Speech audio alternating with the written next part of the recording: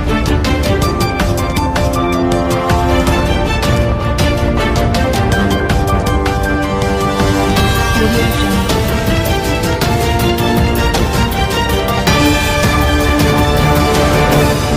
आपण पाहत आहात सातारा 24 तास न्यूज, सामान्य जनतेचा आवाज.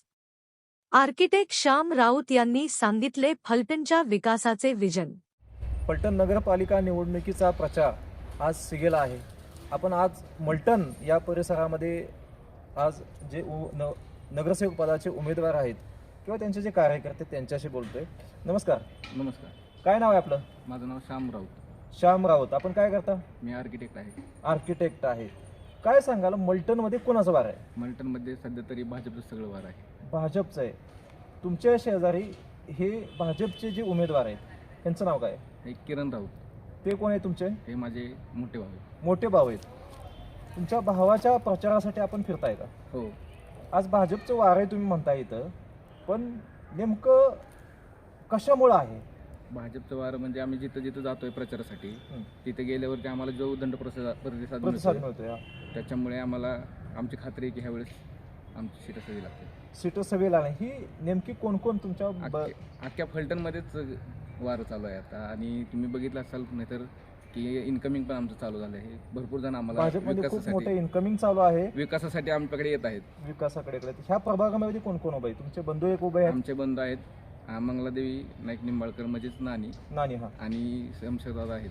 ते नगराध्यक्ष पदाचे उमेदवार आहेत. तुम्ही कोणाच्या नेतृत्वाखाली काम करताय? आता आम्ही सगळे भाजपच्याच नेतृत्वाखाली आहे. भाजपचे जे नेते आहेत शमशेरदादा आहेत आणि रणजितदादा आहेत आणि सचिन पाटील आमदार साहेब आहेत. या ठिकाणी आपण ज्यावेळेस घरोघरी प्रचाराला जात आहे त्यावेळेस लोकांच्या नेमक्या समस्या किंवा लोकांचा जो प्रतिसाद तुम्हाला उदंड मिळतो हे ठीक झालं, परंतु लोकांच्या समस्या काय तिकडे? एवढं तरी आता मलटणमध्ये तर बऱ्यापैकी पहिल्या काम केलेलं आहे सगळं केलेलं आहे. त्याच्यामुळे तुम्ही पण बघित असाल की बऱ्यापैकी एवढ्या काही समस्या असं नाही आहेत. शिल्लक राहिलेल्या नाहीत. शिल्लक राहिलेल्या नाही आहेत कारण का रस्ता चालू आहे. पुढे तुम्ही बघाल रस्त्याच्या गटाराच्या आतमध्ये पण पहिले चिखलाचे रस्ते होते. आता सगळे डांबरीकरण आहे. पण ज्या काही राहिल्या समस्या असतील पाण्याचं थोडंसं प्रेशरचं काहीतरी म्हणतात काय जण. ओके. तेवढे तर बोललेले आहेत की सगळे आम्ही करून देतो.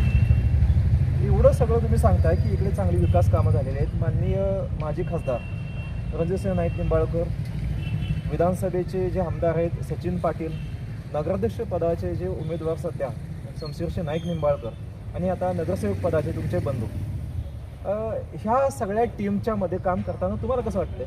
आम्हाला आनंदच वाटतोय की जे काम आता चाललं आहे आणि जे प्रगतीकडे चाललो आहे फलटण, त्याच्यामुळे आम्हाला सगळ्यांना उत्स्फूर्त प्रतिसाद आहे. माझे मित्र बरेच माझे फ्रेंड सर्कल की फोन करतात, बाहेर आहेत ते पण येतात की आम्ही येऊ का प्रचारात तुझ्यासाठी. अरे बापरे, एवढं बाहेरून लोकांना येतात. आणि दुसरी गोष्ट तुम्ही विरोधकांचे पण लोक फोडताय. मग काय शिल्लक ठेवताय का नाही विरोधाकडे? आता ते विकासाकडे येतात. आमचा अच्छा, म्हणजे तुमच्या गटामध्ये म्हणजे विकासाकडे येत आहे. आज विकासाचं तुम्ही स्वतः आर्किटेक्चर उच्च शिक्षित आहात, तुमचं विकासाचं विजन काय? विकासाचं काय, रस्ते मेन पाहिजेत. सगळे रस्ते तर केले तुम्ही आता? हा नाही, पण आता हे चालेल ते जे गावात करायचं आम्हाला, म्हणजे फलटण सिटीमध्ये पूर्ण करायचं. जे बाहेरून आता तुम्ही बाहेरून जे डीपी प्लॅन म्हणून आहे त्याच्यावरती जे बाहेरचे रस्ते पडलेत, जे फरंदवाडीपासून इकडे असं सातारा रोडला जोडणार रस्ता आहे, रिंग रोड, तो दादांनी सांगितलं की करणार आहे आपण. तो त्याच्यामुळे बऱ्यापैकी डेव्हलपमेंट होईल की जी माणसं आता बारामतीकडे जात आहेत ती माणसं जरा बऱ्यापैकी थांबत्याल, फलटणमध्ये थांबत्याल. तुम्ही स्वतः आर्किटेक्ट असल्यामुळं तुम्हाला त्या विकासाचं किंवा बांधकाम क्षेत्रातलं खूप नॉलेज आहे किंवा एक बांधकाम क्षेत्राविषयी जे आर्किटेक्चरचं जे सगळं नॉलेज आहे, बरोबर ना? मग तुम्ही स्वतः ज्यावेळेस फलटणमध्ये फिरता, फलटणची जी बाजारपेठ आहे त्या बाजारपेठेमध्ये व्यापाऱ्यांच्या खूप तक्रार आहेत की इथे व्यवसाय जो आहे त्याच्यामध्ये वृद्धी होताना दिसत नाही. साहजिकच आत्ता पहिली जी परिस्थिती होती की माणसं आता साधारण आपल्याला फ्लॅट घ्यायचं म्हणलं तरी आम्ही आता ज्यावेळेस बिल्डिंग डेव्हलप करत होतो त्यावेळेस फ्लॅटला गिरायक अक्षरशः जाधववाडीत 100च्या वरती प्लस फ्लॅट शिल्लक आहेत. अच्छा. त्याच्यामुळे आता डेव्हलपर पण काय करतात की सिटीत शोधतात, का तर सिटीत गिरायक तरी सापडेल. नाही तर माणसं आता फलटणमध्ये घ्यायचं म्हणलं की ते डायरेक्ट बारामतीला जात आहेत, बारामतीला फ्लॅट घेतात. त्याच्यामुळे तिकडे रेट वाढतो. जर आपल्या इकडे डेव्हलप झाला, आता नुसता रस्ता जरी डेव्हलप झाला तो, तर त्याच्या रस्ता झाला की त्याच्या बाजूला हॉटेल होतील, प्लॉटिंग होतील, काही होईल. हॉटेल जरी झालं तरी मार्केट येईल, त्याच्या शेजारी जिथून आता जिथे रान असेल त्या रानात समजा रस्ता घ्याल हां. तर तिथं राहिलेली ती जागा सगळी डेव्हलप जागेला व्हॅल्यू आहे, जागेची व्हॅल्यू व्हॅल्यू होते. आणि त्याच्यामुळे मग सगळंच होईल. आता ग्रीन डेव्हलपमेंट ह्या रस्त्यामुळे होतं. फलटणच्या आजूबाजूला पूर्ण जे रिंग रोड आहे त्याच्यामुळं ह्या फलटणच्या जमिनीची किंमत वाढणार आहे. आणि सर्वात महत्त्वाचा मी बाजारपेठेचा प्रश्न विचारला तुम्हाला की फलटणचे जे बाजारपेठेला कस्टमर किंवा एक मनी फ्लो म्हणतो फलटणमध्ये आणण्याचं जे काम आहे ते निकोप स्पर्धेनं होणं आवश्यक आहे. शमशेरसिंह नाईक निंबाळकर हे जे नगराध्यक्ष पदाचे उमेदवार आहेत ह्याच्याकडे तुमच्यासारखी तरुण पिढी एवढी आकर्षित का होते? कारण का दादा म्हणजे एकदम जवळचा विषय आहे आमच्या, जवळचा विषय आणि दादा म्हणजे आपला माणूस आहे. आपला माणूस आहे. साधारण सहज एखाद्याला उपलब्ध होतं. कधी तुम्ही जर गेला कधी बंगल्यावर तर दादा लगेच भेटतात. मग विरोधक जे आहेत श्रीमंत अनिकेतराजे नाईक निंबाळकर हे का प्रचार करतात की ते आपला माणूस आहे?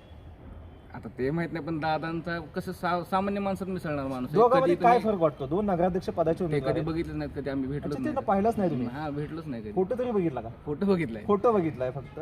आणि शमशेर दादा एवढे आपले का वाटतात तुम्हाला? आपले म्हणजे ते कधी गाडी जरी दिसली आमची तरी कधी रात्री 11 वाजता असो नाही 11:30 वाजता जरी समजा आम्ही चुकून भेटलो तरी माणूस थांबतो, उतरतो, विचारतो की काय चाललंय तुमचं, कधी असं म्हणजे सगळं एवढा approach आहे त्यांचा, आणि तुमच्याशी पहिल्यापासूनच approach आमचा अप्रोच आहे. अप्रोच आहे. आणि तुम्ही हक्कानं कधीही त्या माणसापाशी जाऊ शकता, तुमचे प्रश्न मांडू शकता, ते प्रश्न सुटतात. हो, 100% 100% सुटतात. 100% सुटतात. खात्रीने. खात्रीने. धन्यवाद.